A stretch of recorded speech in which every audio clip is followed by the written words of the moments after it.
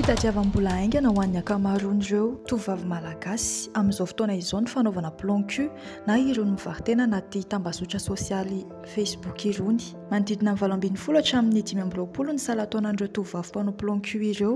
Raha ny resadresaka natao tamina tovovavy iray mivarotena anaty tambazotra dia sady fanampiana saram-pianarana ny azy no hanarahana lamaody ihany koa.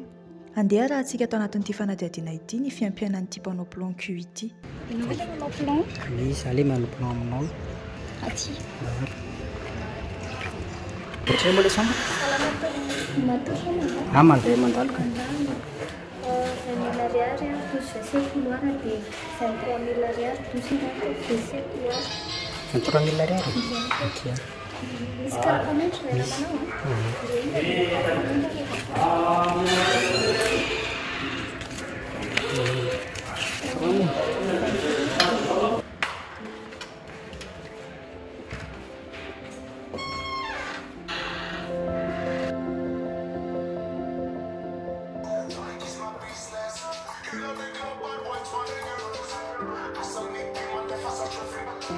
Fay ano zao fiarotana? 22.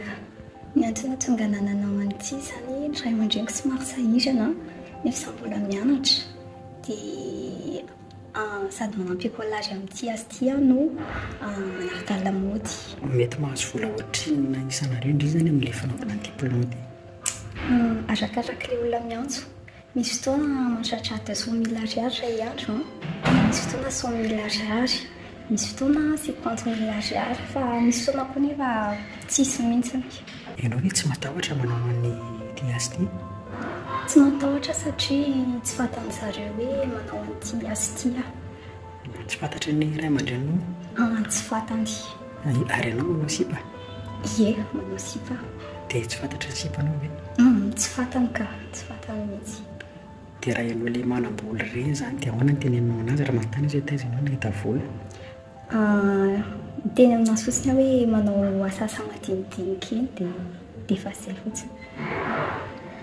Fa mety efa firy taona raha firy volana izao nanaovanao an'ity azy ity? Telo taona. Hoe efa nisy fotoana tratran'ny harcèlement tamin'ny fanaovana an'ity azy ity? Ie, efa nisy fotoana efa tratra rehefa anaty plan izy mifanaraka izao hoe 10 alina dia nefa rehefa tonga aty amin'ny chambre dia 2 alina ihany no mena hoe 10 sy 2 alina fa izay ihany no ny volany dia rehefa tsy malaiky ianao dia izay ka ny vonony.